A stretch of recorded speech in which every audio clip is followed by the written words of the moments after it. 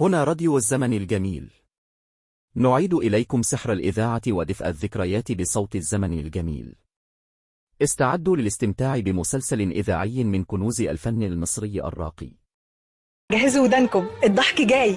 استنونا بعد شوية في تمثيلية إفلاس خطبة، بطولة فؤاد المهندس ووداد حمدي، من أيام الزمن الجميل، ضحك من القلب. ما تفوتوش. وبيني وبينكم بقى لازم اخد الاتعاب. ها قد ايه اهو يا اخويا حسب الظروف.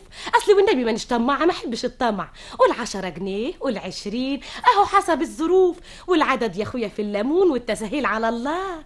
ها حدش عايزني، حدش طالبني، حدش عايز يتجوز. ياهو يا عالم بالحقولي، انا هروح اموت نفسي واستريح. يختي بسم الله الرحمن الرحيم. انت مين يا اخويا؟ عايز ايه؟ انا اللي داخ، انا اللي وقع من السما ولا حدش سمع عليه. انا خلاص، انا هموت نفسي. ليه يا اخويا؟ ده انت جدع صغير وباين عليك ابن حلال. تعالى هنا اسمع بس، تكونش كده يعني زهقان من مراتك؟ يا ريت يا ريت يا ريت، ده انا نفسي وبون عيني اتجوز يا ناس. طب سد يا رعى قلبي، سد يا اخويا والنبي ولا تزعل ابدا. ها اسم الكريم تاني نهايته امري لله. اسمي عبد العزيز فواز، عمري 29 سنة، موظف بمصلحة الري، قعدت 10 سنين في السودان، وصلت مصر بقالي 4 شهور، مقطوع من شجرة ونفسي اتجوز. يا حبة عيني والنبي لكون مجوزاك احسن جوازة. انت عاوزها شكلها ايه يا اخويا؟ طلباتك موجودة كلها. عايزها طويلة، قصيرة، بيضة، سمرة، غنية، فقيرة، بنت ناس. حلمك بس ايه ده كله؟ كله موجود يا روحي، بس قول طلبك انا هريحك. الله يريح بالك يا ست. محسوبتك زنوبة. عاشت لسامي. شوف يا ستي، انا عايزها بيضة. أيوة. وطويلة وبنت ناس وعايزها تعيش ومفيش مانع كمان، مفيش مانع يكون عندها قرشين ولا اقول لك يعني لو كانت خمريه برضه مفيش مانع. وكمان يا ستي يكون بس يا اخويا مش من الاول يعني كده اخد فكره عن احوالك، ظروفك. كنت متجوز قبل كده؟ متجوز قبل كده ايه؟ دي اول جوازه ليا وهتكون جوازه العمر ان شاء الله. يا بختها يا سعدها اللي هتكون من اسمتك.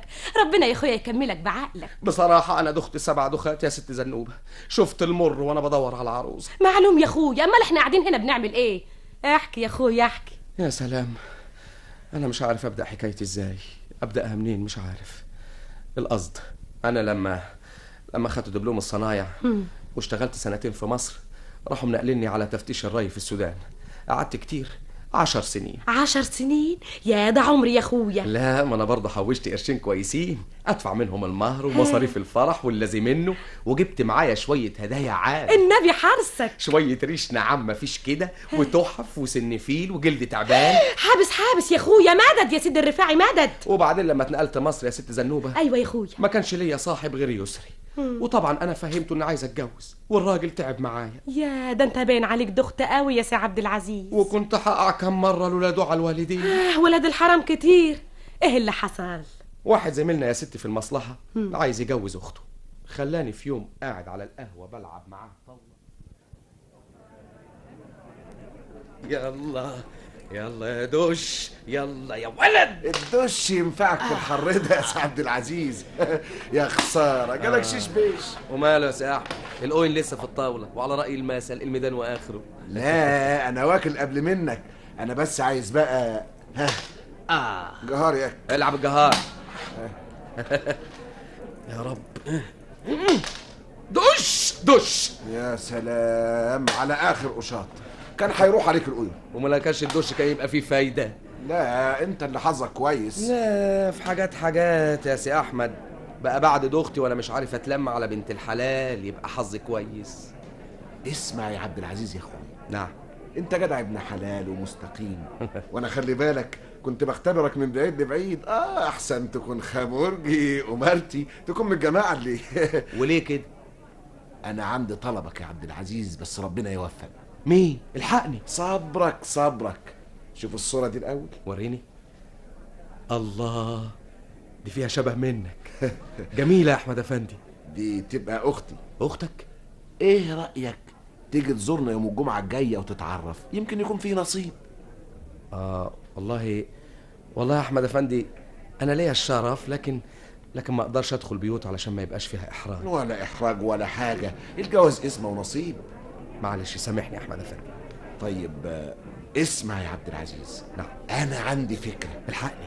يوم الجمعه الجاي الساعه 3 بالظبط تقف لي قدام شباك التذاكر في سينما بلس، كانك مستني واحد صاحبك، وانا اكون جاي انا وهي وعاملين نفسنا هندخل السيما، واسلم عليك واقدمكم لبعض كأن المساله بالصدفه. ايه رايك؟ والله موافق، بس على شرط. اتكلم. تحلف لي ما تقولهاش ابدا على الحكايه دي لحد ما تاخد كلمه مني. والحاجه التانيه ما نقعدش جنب بعض في السينما عشان ما تفهمش الفوله. انا هقطع صاله وانتوا اطلعوا بلكون. اتفقنا. شرف. شرف. بلكون قدام. وريني. اتفضل. تذكرتين صالة دي.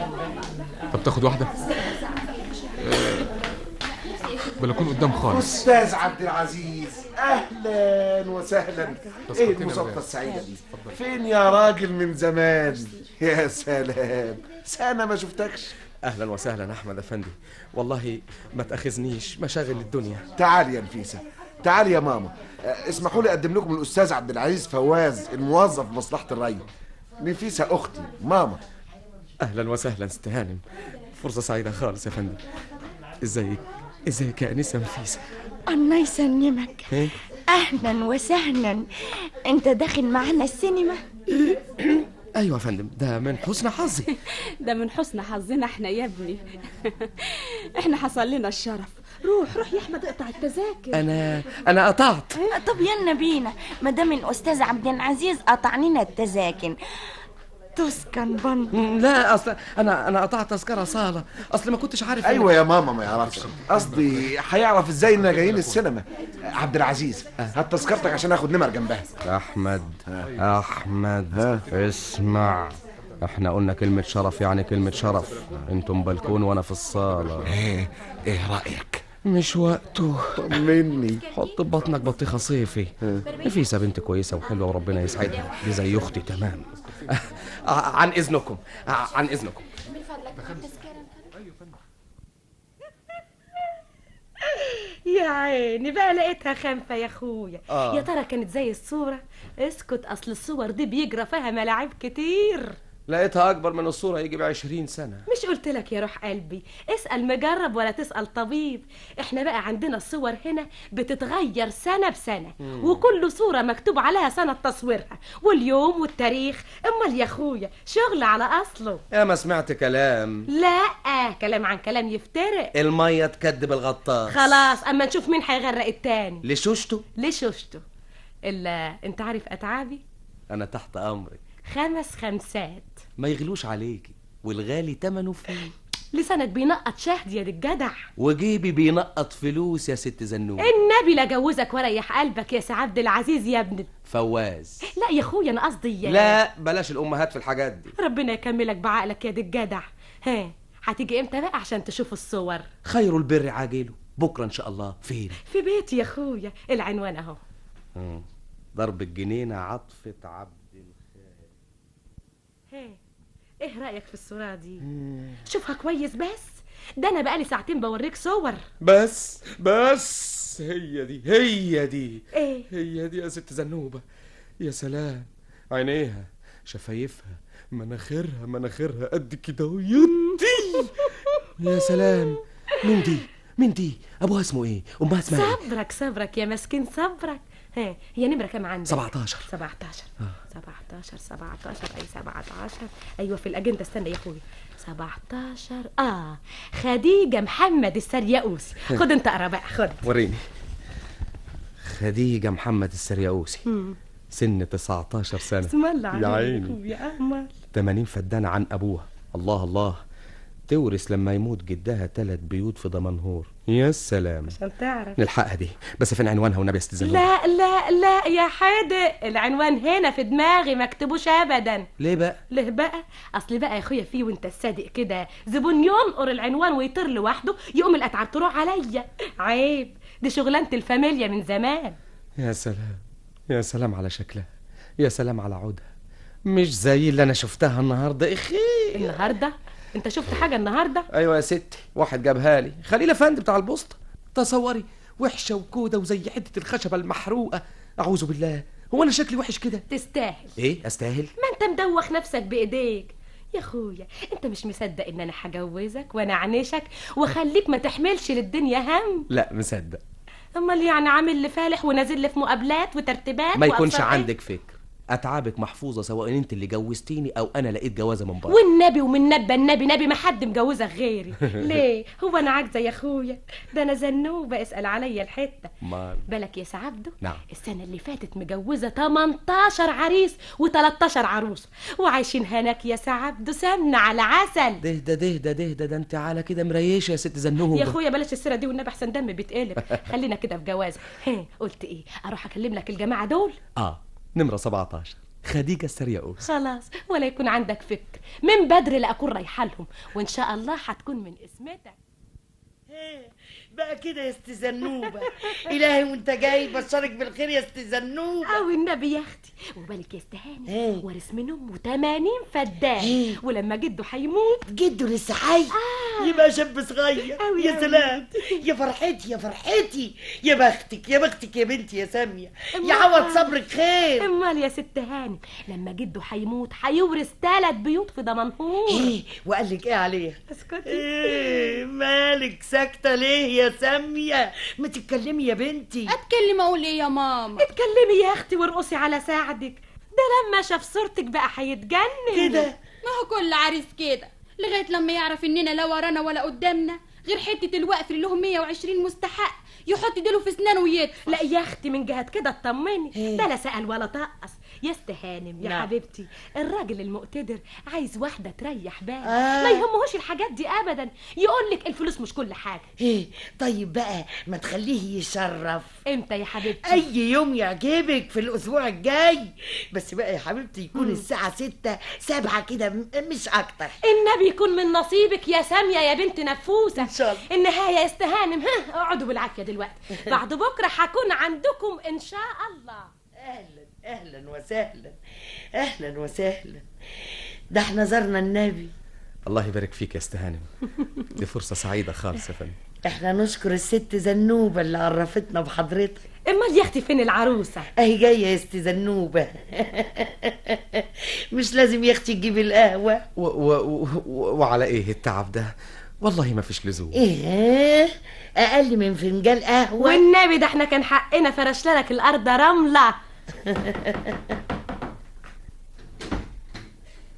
اهلا وسهلا بعروستنا. تعالي يا اختي تعالي، شوف الدنيا نورت ازاي بوجودكم. اهلا يا حبيبتي، تعالي اقعدي جنبي هنا. يو ما تتكلمي يا عروسه، انت مكسوفه ولا ايه يا ساميه؟ وبعدين معاكي يا طنط. ايوه كده يا روح طنط. لا مؤاخذه يا سي عبد العزيز، اصل ساميه ابوها متوفي وعمها مسافر. لازم مسافر البلد. البلد؟ ايوه البلد يا استهانم. ايوه البلد يا اخويا. اصل الارض مشاكلها كتير، الميه والدوده والفلاحين. طبعا معلوم يا اخويا معلوم. ربنا يزيدك من نعيم الله. افندم اشرب القهوه يا سي عبد العزيز. اتفضل القهوه. تسلم ايدك.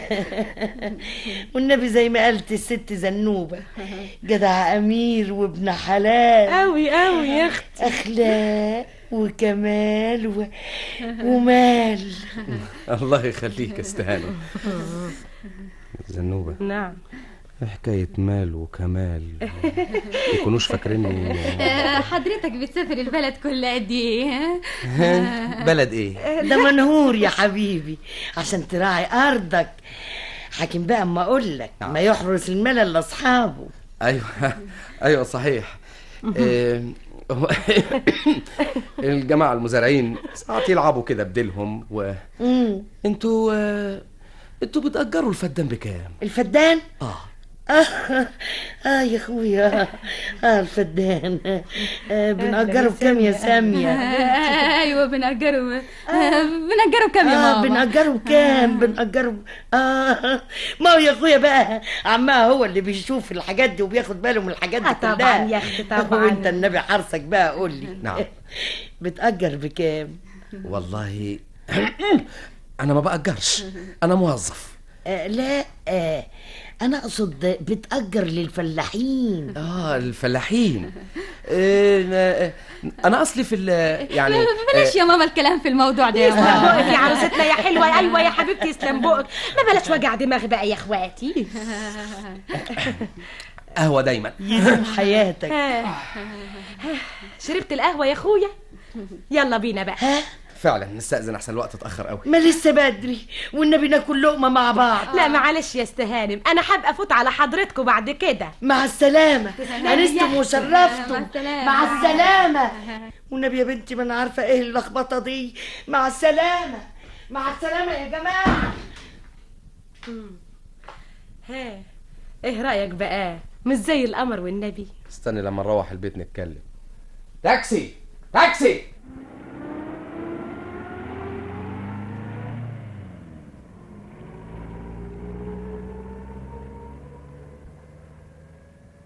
قلت ايه بقى؟ لا يا ستي ماليش غرض. مش عارف كده في لخبطه في كلامهم، باين عليهم كحيانين ولا عندهم ارض ولا غيره. ما تقولش كده يا اخويا، دول ناس طيبين وكويسين. لا دول باين عليهم غشوك انت كمان كده. الله يجازي ولاد الحرام. طب والنبي لا اشطبها من الكشوفات لحد ما تتأدب وتجيب لي بيانات صح. خد يا سعد العزيز، خد يا اخويا الصور دي، دور فيها شويه يمكن تلاقي حاجه كده ولا كده. وريني. اقعد انت بقى استريحي لان انا حاسس انك دختي معايا. الله يريح بالك، بس يعني انا نفسي اطمن على حكايتك دي. نمرة 35. هات يا ست الأجندة. خد يا اخويا ربنا معاك. 37. لا قبلها. يا اخويا في ورقة هنا. 34. يو بعدها 36. الله ايوه 35. 35 يا ستي. سامية عبد الحق السلحدار. حلوة. هم مال اساميهم ليه قشاشة كلهم كده. السلحدار 120 فدان ملك امها في المنوفية. طيب 30 فدان ملك اختها المريضة. والنبي عيانة قوي يا اخويا. والدها مرهونة ارضه تورثها بعد فك الرهن. يا واد تبص للصورة تاني. وريني يا ستي. اهو يا اخويا. لا يوه لا ليه بس؟ ما هي حلوة اهي. لا دي حلوة دي يا شيخة اتقي الله، دي ليها ضب يودي جهنم.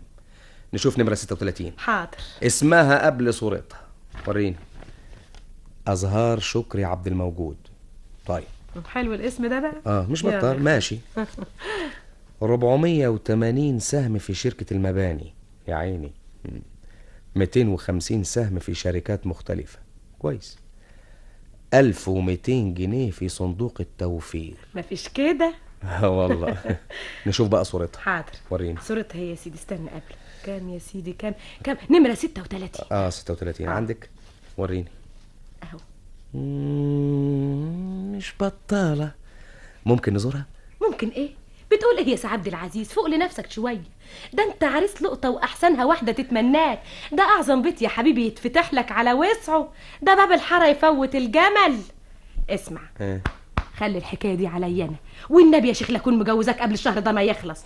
دلوقتي بقى يا اخويا خد اتسلى في شويه الصور دول كده احتياطي عقبال ما اعمل لك فنجان قهوه.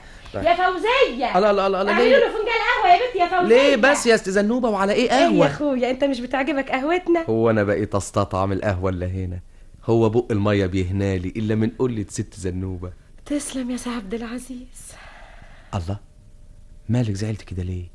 انا قلت حاجه وحشه لا سمح الله؟ ابدا يا اخويا، بس فكرتني بالمرحوم جوزي، كان دايما يقول لي كده. الله يرحمه. الفتحة على روحه. بس ما تعيطيش، انت لسه شباب وبكره الدنيا تضحك لك تاني. ربنا يفرحك بشبابك. بص. يو قصدي بص في الصور. الله. ايه في حاجه عجبتك؟ ايوه. فين؟ ريحه التقليه يا اخويا. كنت هفرح بحسبك لقيت حاجه عجبتك. التقليه دي دخلت نغاشيشي دوختني. ظاهر الجيران طبخين ملوخيه يا ست زنوبه. انت بتحب الملوخيه يا سي عبد العزيز؟ بالارانب والارداحي احسن من قلتها. خايفه اعزمك تكسفني. امتى يا زنوبه؟ دلوقت. هي التقليه اللي انا شميتها بقى تبقى عندنا احنا. هي ما لقيتش حاجه يا اخويا ولا ايه؟ ابدا مش لاقي حاجه. انت محيرني خالص. مش بخاطر يا زنوبه. والنبي ما اكسر خاطرك ابدا، انا وراك لحد ما ريح بالك. يوه يا دي النايبه يا سعد. ايه؟ زرار مقطوع من كم القميص. بنتي يا فوزيه، هات الزراير من على البوريه يا بنت. وليه بس التعب ده يا ست زنوبه؟ يا اخويا انت غلبان وملكش حد، وبين عليك طيب وابن حلال. مش عرف اللي زيك اول ما يقروا النوتة ولا الاجندة يختاروا اللي عندها فلوس كتير. الدنيا مش دنيا فلوس يا زنوبة. اي نعم الفلوس عليها معول كبير، انما هي مش كل حاجة. سي عبد العزيز. نعم.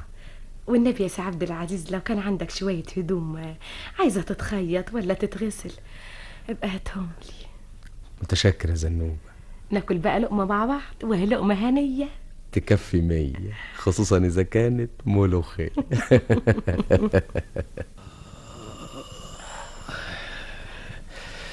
احنا اتكلمنا عن حاجات كتير قوي اهو. انت دلوقتي عرفتي حياتي من طقطق لسلام عليكم، وانا برضو عرفت حاجات كتير عنك. يا الساعة بقت 12 وتلت. اوام كده، قصدي هو الوقت اتأخر كده بسرعة ولا ما انا عارفة اتكلم يا سعد؟ زنوب. نعم. ما قلتليش هنروح امتى نشوف الجماعة دول؟ مين دول؟ الله، انت نسيتي ولا ايه؟ عقلك راح فين يا زنوب؟ عقلي معايا وعنايا فيا. مش بتتكلم على أزهار شكري؟ خلاص 2-3 وحنكون هناك. قهوة دايما يا ست ام أزهار، ان شاء الله شربات الفرح يا اختي. يدوم عزك يا ست زنوبة. هي اياك تكون القهوة عجبتك يا سي عبد العزيز؟ قهوة دايما يا استهاني. هي العروسة بتعمل ايه؟ باين عليها نازلة زواق، والنبي يا سعاد ده زي القمر من غير احمر ولا ابيض. يا اختي اوعوا كده اما اروح اجيبها واجي. عن اذنكم. خبره يا اختي، ما انت زي الفل اهو. بصي كده الفستان مش ضيق شويه؟ قمر يا اختي قمر. ايه ده كله ايه ده كله؟ ده مخليكي مكسمه ولك وسط ايه يا طن؟ والله ما انا عارفه الرجيم ولا الهباب ده مش نافع ليه. اكل ما فيش فايده. يا اختي سيبك من الوسواس ده اللي اسمه هباب رجيم ولا بتاع. هو في احسن من الست المتختخه؟ ولا انت عاجبك البت اللي عامله زي العصايه؟ طب مش يمكن العريس يعني ايه؟ تعالي اتكل على الله، تعال سلمي. مساء الخير. ايه ده؟ يا اهلا وسهلا. ما شاء الله ما شاء الله، ربنا يزيد ويبارك. لا بلاش تقعدي هنا، لا تعالي اقعدي على الكنبه احسن. ما تقعد جنبها يا سي عبد العزيز على الكنبه. معلش يا استاذ زنوبه، اصل المطرح ما يكفيش. تشربوا مغات محوج؟ لا مفيش لزوم. والنبي ده هيعجبك قوي، دي تحويجه بيعملها العطار مخصوص علشان ما هو باين. دلوقتي عن اذنكم نستأذن احنا بقى. بدري كده؟ لا اصل عندنا شغل في المصلحه بعد الظهر، لازم نروح نخلصه. طيب هاتي ايدك يا ماما لما اقوم اوصق لهم. لا والنبي مفيش لزوم، خليكي مستريحه. سلام عليكم. خليكم بعافيه. النبي يا عروسه يجعل السعد قدامك والفرح خدامك. يلا بينا يا سي عبده. عن اذنك يا استهانم. سي عبده. نعم. انت عندك شغل صحيح يا سي عبده؟ امال يا ست زنوب؟ يعني راجع المصلحه؟ المصلحه اللي فيها الصور والعرايس اللي في ضرب الجنينه عند زنوبه الخطبه. ده انت باين عليك مستعجل قوي. ولا الصوره دي كفايه مقالب بقى من الصور. انا لازم اشوف العروسه على الطبيعه قبل ما نروح نزورها. ازاي يا اخويا؟ ما اعرفش باي طريقه. وهي ازهار ما عجبتكش؟ ازهار؟ ياهو دي مش ازهار، دي اشجار. اشجار؟ اشجار جميز. دي لازم لها عريس دكتور. ليه يا سعادته؟ عشان يخسسها. اعوذ بالله، ده الكرسي ما كفهاش والكنبه رخره اتملت بيها. لا لا لا لا لا لا. طيب لا لا لا. خد شوف الصوره دي. وريني. ها يلا وادي الدفتر. ايه بس مالك؟ انت باين عليك متضايق. اعمل لك قهوه؟ يا ريت. اعملي قهوه يا بنتي يا فوزيه. يا ساتر على قهوه ام ازهار، دي باين كانوا حاطين عليها سمن بلدي. يا اخويا كفايه تريقه بقى. من عارف، يمكن بتروح لاصحابك وتتريق عليا انا كمان. ربنا اعلم يا زنوب. نعم. انا عايز اقول لك حاجه. قول يا اخويا قول. انت ليه ما تشيليش النضاره؟ وريني. ايوه، امال انت لابساها ليه؟ سعد، نعم. انا مش هلبس النضاره بس على شرط. شرط؟ تدفع حق الكوبايات والصحون اللي هكسرها وانا شيش. اتفقنا يا ستي. زنوبة. عبده، قصدي سعبده. ايوه زنوبة. انا عندي 4 صور وبعد كده ابقى فلست. نشوفه بكره؟ لا، النهارده. شوف دي طويلة ودي رفيعة. طب دي تخينة ودي يفتح الله. طلبك مش عندي يا سعبده، انت دوختني. مش قصدي. مش عاجبك حاجة من عرايسنا؟ اصبر شوية. انا رميت كل ورقي. لسه ورق. البنت انت عايزة شكلها ايه؟ ما تهربيش. عبده، عايزها في جسمك وطولك ولون شعرك. عايزها تكون طيبة وحنينة عليا زيك، ولونها أسمر خمري. اديني مهلة شوف طلبك. زوزو، احنا هنضحك على بعض لحد امتى؟ انت عارفة انا اقصد مين؟ الله، انت بتعيطي؟ لا، انا بعيط من الفرح. عبده. زوزو. قدمنا لكم قصة يحيى حقي إفلاس خطبة. قام بالتمثيل فؤاد المهندس، وداد حمدي، رفيع الشال، سامية فهمي، علي الغندور، نبيلة السيد، سامية محمد، كوثر رمزي، وليلى حمدي. قصة يحيى حقي إفلاس خطبة أعدها للإذاعة إبراهيم مصباح، وأخرجها محمد علوان. يا رب تكونوا استمتعتوا معانا